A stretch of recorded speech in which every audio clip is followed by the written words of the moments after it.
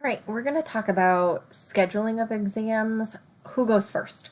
So just some general considerations is to schedule the appointments appropriately and in a timely sequence to provide great patient care. And how much money are they going to spend? So fiscal responsibilities.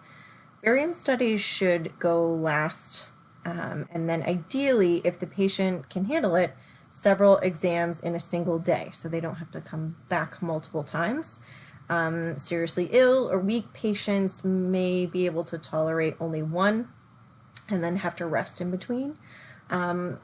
If the patient has to be NPO, they should be scheduled early. So like all of our upper GIs and barium swallows that are NPO go early in the morning. They go first. Geriatric patients or pediatric patients also try to go early. And then diabetic patients should also go early because of their need for insulin or the timing of needing insulin.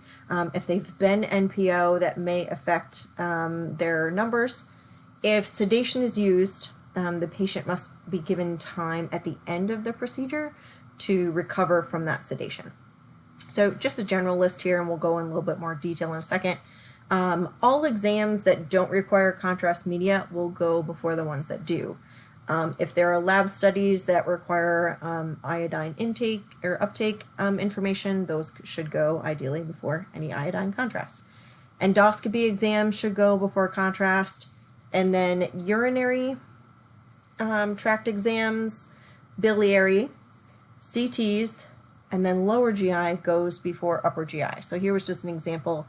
If you were asked to put them in order, if there was a KUB, that would go first because, again, no contrast. Urinary, biliary, CT, BE, and then upper GI. So upper GI always goes last. General rules. If they're fasting, the fasting exams go first. No contrast. Nuclear medicine and ultrasound should go before contrast media. And then iodinated contrast before barium. Barium's just more dense and will obscure the iodinated contrast. Lower GI should go before upper GI. The barium is able to be cleared more quickly from the large bowel and not obstruct the upper GI. So ask the patient to evacuate from the lower GI. If they then have to have an upper GI in the same day, you would do upper GI second. And then just general rules, a wrap up. I think you get the idea, but what will ensure the patient comfort and financial responsibilities.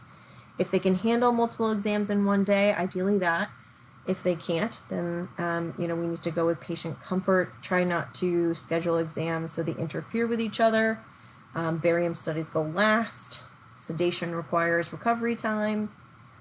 If there's thyroid assessments involved, that will have to precede any iodine contrast.